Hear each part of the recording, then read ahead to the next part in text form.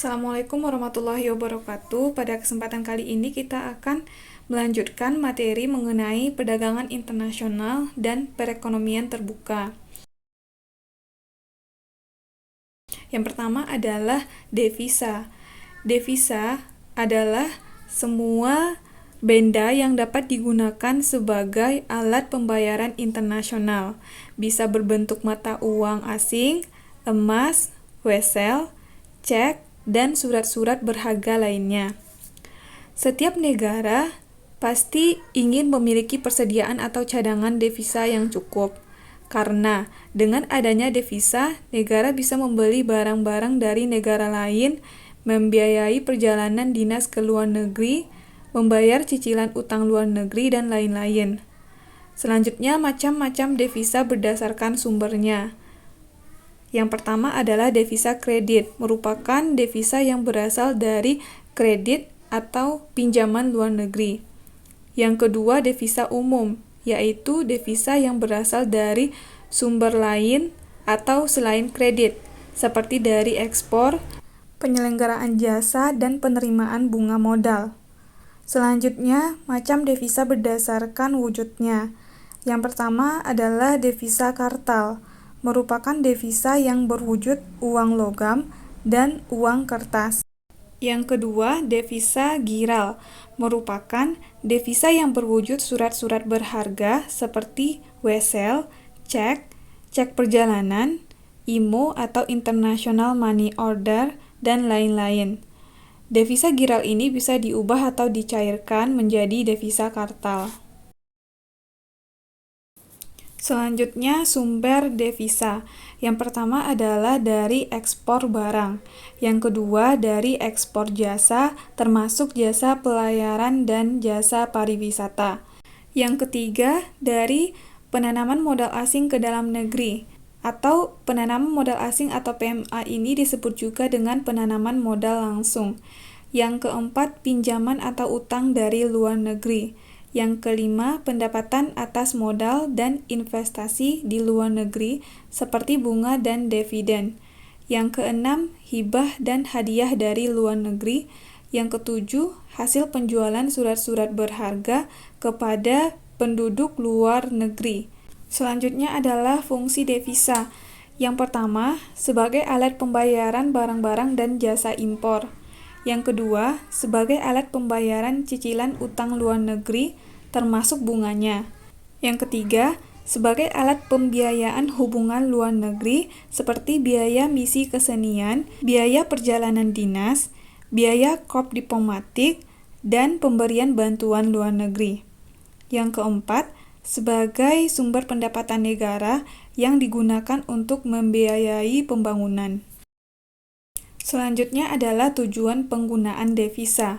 Yang pertama, untuk membayar barang-barang konsumsi yang masih diimpor seperti handphone dan kain. Yang kedua, untuk membayar barang-barang modal yang masih diimpor seperti mesin. Yang ketiga, untuk membayar jasa-jasa ke luar negeri seperti jasa pelayaran. Yang keempat, untuk membiayai pengiriman tim kesenian dan olahraga. Yang kelima, untuk membiayai perjalanan dinas para pejabat ke luar negeri. Yang keenam, untuk membiayai korp diplomatik di luar negeri. Yang ketujuh, untuk membiayai para pemuda dan mahasiswa yang belajar di luar negeri. Yang kedelapan, untuk memberikan sumbangan ke negara-negara lain yang mengalami musibah. Dan yang terakhir, untuk membangun berbagai fasilitas umum di dalam negeri. Selanjutnya adalah kurs atau rate of exchange. Setiap negara di dunia memiliki mata uang sendiri-sendiri sehingga kita mengenal rupiah di Indonesia, ringgit di Malaysia, peso di Filipina, dolar Amerika di Amerika, dan lain-lain. Karena perbedaan pemakaian mata uang di tiap negara, maka muncullah kurs. Dengan adanya kurs, kita bisa menghitung berapa nilai atau harga suatu barang bila dinyatakan dalam berbagai mata uang negara lain. Pada umumnya, kurs selalu menunjukkan perbandingan nilai berbagai mata uang asing terhadap mata uang dalam negeri atau rupiah. Kurs disebut juga nilai tukar mata uang asing yang dinyatakan dalam mata uang negeri sendiri. Di Indonesia, kurs dinyatakan dalam rupiah. Misalnya, kurs beli 1 US dollar sama dengan 9.000 rupiah. Artinya, pedagang valuta asing akan membeli 1 dolar Amerika dengan uang 9.000 rupiah. Bila pedagang valuta asing membeli 1.000 dolar Amerika, maka dia harus menyediakan uang rupiah sebanyak 9 juta yang didapatkan dari 1.000 dikali dengan 9. Berikut ini merupakan tabel kurs uang kertas asing dan tabel kurs transaksi Bank Indonesia. Dari tabel, tampak bahwa ada dua macam kurs, yaitu kurs uang kertas asing dan kurs transaksi Bank Indonesia. Bank Indonesia sebagai bank sentral memiliki tanggung jawab untuk menjaga kestabilan nilai rupiah. Oleh karena itu, Bank Indonesia menetapkan kurs konversi atau kurs pertukaran sebagai patokan dalam kegiatan ekonomi. Kurs konversi yang ditetapkan Bank Indonesia terdiri atas dua macam. Yang pertama adalah kurs uang kertas asing atau UK, merupakan kurs yang dipakai sebagai patokan dalam jual beli uang kertas asing, seperti uang kertas dolar Amerika Serikat, uang kertas yen, dan lain-lain. Pada umumnya, jual beli uang kertas asing terjadi di money changer atau lembaga pertukaran uang, atau di bank-bank yang melayani jual beli uang kertas asing. Jual beli uang kertas asing bisa juga melibatkan para makelar. Kegiatan jual beli uang kertas asing dilakukan antara lain untuk memenuhi kebutuhan para turis akan rupiah dan untuk memberi keuntungan dengan memanfaatkan naik turunnya nilai kurs. Dari tabel pada slide sebelumnya, tampak ada kurs beli UK dan kurs jual UK. Kurs beli UK atau uang kertas asing adalah kurs yang dipakai bila pedagang valuta asing atau mata uang asing sedang membeli falas atau valuta asing. Adapun kurs jual UK adalah kurs yang dipakai bila pedagang falas sedang menjual valuta asing. Pedagang falas merupakan money changer atau lembaga pertukaran uang, bank devisa dan makelar falas. Setiap pedagang falas bisa menentukan kurs jual UK dan kurs beli UK yang diinginkannya dalam rangka meraih keuntungan tertentu, asalkan tetap berpedoman pada kurs beli dan jual UK yang sudah ditetapkan oleh Bank Indonesia. Besarnya kurs beli UK dan kurs jual UK yang ditentukan para pedagang menjadi beragam. Akan tetapi, besarnya tidak akan jauh berbeda dengan nilai kurs beli UK dan kurs jual UK yang ditetapkan oleh Bank Indonesia. Dari daftar kurs pada slide sebelumnya, hanya diperlihatkan kurs beli UK dan kurs jual UK yang berasal dari 3 lembaga. Yang pertama yaitu kurs dari Bank Indonesia yang berlaku sebagai patokan bagi pedagang falas.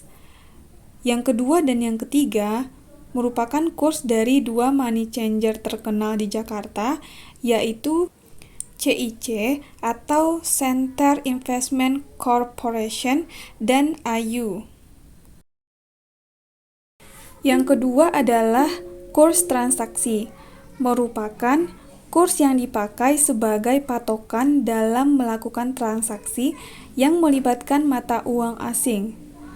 Dalam kurs transaksi juga dikenal adanya kurs beli dan kurs jual.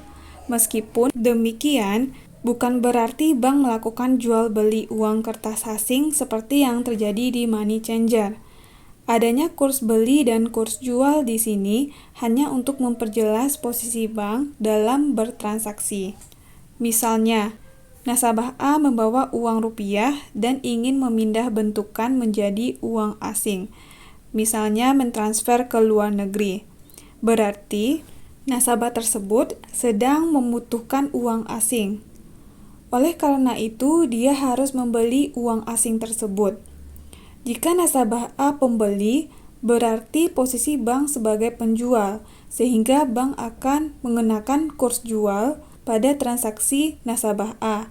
Sebaliknya, bila nasabah B di Jakarta memiliki uang asing serta ingin mengirimkan uang untuk anaknya di Bandung sebagai biaya kuliah, itu berarti nasabah B ingin menjual uang asing dan memindah bentukannya menjadi rupiah. Karena nasabah B menjual, berarti posisi bank sebagai pembeli, sehingga bank akan mengenakan kurs beli pada transaksi nasabah B. Contoh lebih lanjut adalah Ibu Ani ingin mentransfer uang untuk anaknya di Amerika. Karena di Amerika berlaku dolar Amerika, maka uang rupiah yang dibawa Ibu Ani harus ditransfer dengan dikenakan kurs transaksi. Dalam transaksi ini, Ibu Ani akan dikenakan kurs jual. Karena posisi bank sebagai penjual dolar kepada Ibu Ani, uang dolar tersebut kemudian ditransfer ke luar negeri. Selain untuk patokan transfer, kurs transaksi juga dipakai sebagai patokan dalam pengambil alihan wesel ekspor dan pencairan pinjaman luar negeri. Besarnya nilai kurs transaksi ditentukan oleh Bank Indonesia. Bank-bank lain diperbolehkan menentukan sendiri besarnya kurs transaksi dalam rangka meraih keuntungan tertentu, asalkan tetap berpedoman pada besarnya kurs transaksi yang ditetapkan oleh Bank Indonesia. Dengan demikian, nilai kurs transaksi yang ditetapkan bank-bank lain nilainya tidak akan jauh berbeda dengan kurs transaksi yang ditetapkan oleh Bank Indonesia. Baik kurs transaksi maupun kurs uang kertas asing ditetapkan setiap hari oleh Bank Indonesia. Ini artinya nilai kurs transaksi berbeda dari hari ke hari. Selain dikenal kurs jual dan kurs beli, dikenal juga istilah kurs tengah atau middle rate exchange. Kurs tengah atau kurs rata-rata diperoleh dari kurs jual ditambah dengan kurs beli dibagi dengan 2. Kurs tengah digunakan untuk keperluan transaksi antar bank dan juga untuk keperluan analisis teori-teori perubahan kurs. Selanjutnya, menafsirkan perubahan kurs.